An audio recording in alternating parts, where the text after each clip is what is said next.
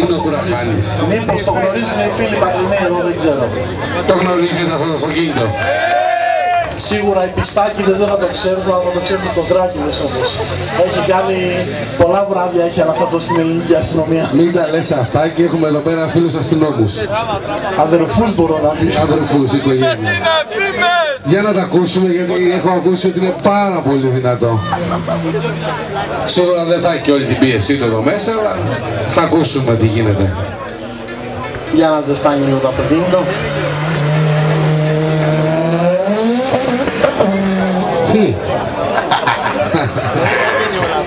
Παρεμπτούδες, εγώ το βάζω βασικά, έτσι.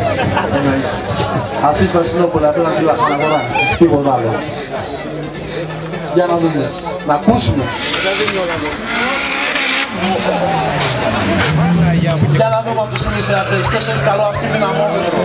Από ονειμές. 150 άλογα πρέπει να είναι. 230. Τόσο δυνατό.